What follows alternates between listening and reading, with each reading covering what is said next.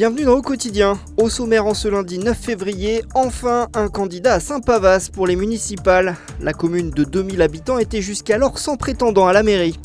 Une convention pour mettre en avant la médiation judiciaire devant le tribunal du Mans.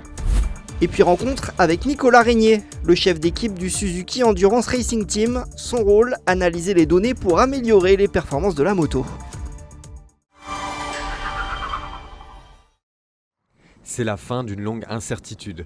Saint-Pavas, 2000 habitants, a enfin un candidat.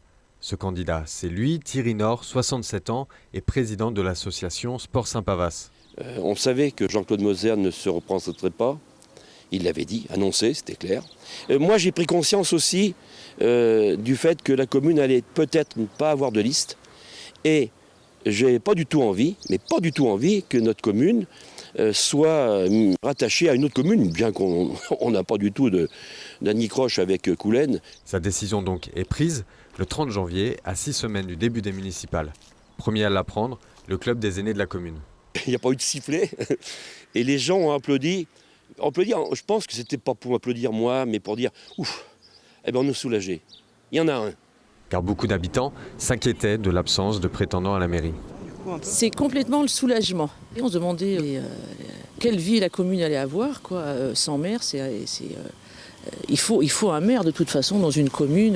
Le retraité pourrait donc bien reprendre une vie à 100 à l'heure sans forcément l'avoir prévu. Moi, je ne l'avais pas vraiment imaginé. La fonction me plaisait, mais je n'allais pas plus loin parce qu'il y avait déjà un maire, voilà. Et puis moi, j'avais mon quotidien. Maintenant, dès ce matin, j'étais au travail. Voilà, je suis parti sur mon nouveau business, quoi. Si je suis élu. L'issue semble pourtant bien ne faire aucun doute. Thierry Nord est l'unique candidat annoncé. Une signature symbolique pour mettre en avant la médiation judiciaire.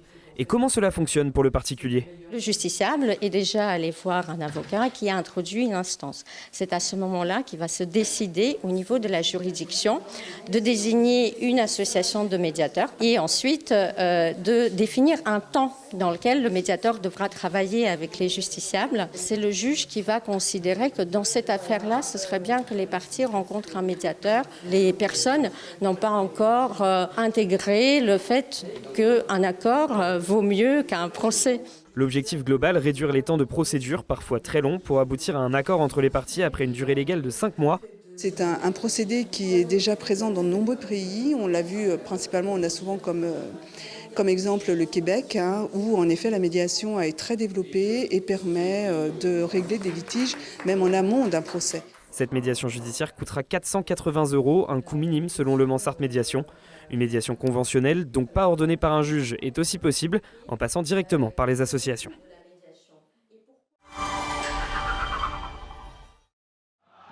Le derby du Maine n'a pas choisi de vainqueur. Après le nul à l'aller, Tango et Sanhéor ne sont pas parvenus à se départager.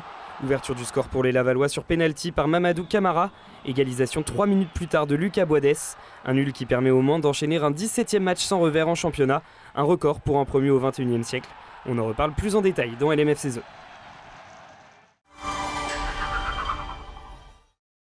Et pour donner le coup d'envoi fictif, Felipe Massa, membre du consortium d'investisseurs qui participent au capital du Mans FC. L'ancien pilote de Formule 1 revient sur les performances de son nouveau club de cœur, au micro d'Antoine Besson. L'équipe était en 3e division l'année dernière. Cette saison en 2e, et elle se débrouille très bien.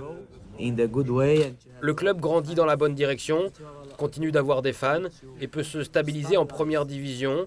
Aujourd'hui, c'est trop tôt pour le dire, on n'imaginait pas du tout être dans cette position, mais des fois, ça arrive pour une bonne raison. Sometimes things happen for a reason. I am a São Paulo supporter in Brazil. Je suis supporter de Sao Paulo au Brésil, mais je regarde bien plus Le Mans que Sao Paulo, c'est dans mon cœur.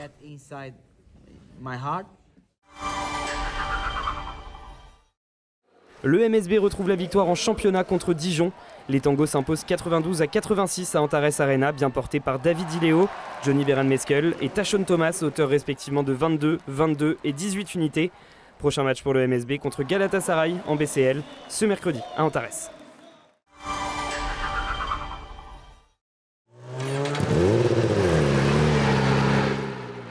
Aujourd'hui, la performance ne se lit plus seulement dans le bruit d'un moteur. Elle s'écrit aussi en chiffres et en courbes. Nicolas Régnier est le chef crew du CERT. Son quotidien, analyser un enchevêtrement de données pour comprendre ce que la moto raconte. Donc une fois que la course est lancée, on ne peut plus rien toucher.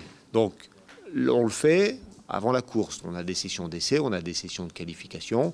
Donc tout ça fait qu'on crée une accumulation de données qui nous permettent ensuite de bien affiner la situation, les critères de fonctionnement du moteur et du châssis pour la course 1, 2, 3 jours plus tard.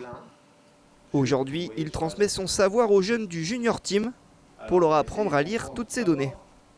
Tout ça, c'est un nombre de possibilités infinies. Et dans tout ça, il faut essayer de faire quelque chose qui fonctionne bien pour la performance de la moto sur un circuit X, pour un pilote X, Y, Z, puisqu'on en a 3 ou 4 en endurance, et dans des conditions climatiques qui sont ce qu'elles sont. Car en endurance, la moindre petite amélioration peut faire une énorme différence sur 24 heures. Et forcément, sa fonction, elle est primordiale, elle est incontournable. L'idée, c'est de faire constamment évoluer cette moto. C'est mieux ou c'est moins bien? On est plus vite ou pas? Ou pour être dans ces chronos-là, tu forces pas? On revient toujours un peu au point de départ. Je ne vais pas dire qu'on tourne en rond, c'est le principe du circuit aussi, on tourne en rond. Une constante remise en question donc, pour trouver les meilleures solutions et le chemin de la victoire à la fin du week-end.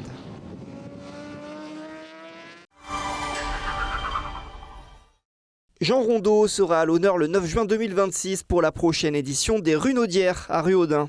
Retour 50 ans en arrière, en 1976, le début de l'aventure Jean Rondeau, qui va le conduire au Graal avec la victoire aux 24 heures du Mans en 1980. À ce jour, il reste le seul pilote constructeur à avoir gagné les 24 heures du Mans au volant de sa propre voiture, et qui plus est un Sartois. L'équipe des Runaudières lance un appel aux bénévoles pour les aider à organiser dans les meilleures conditions cette manifestation le 9 juin.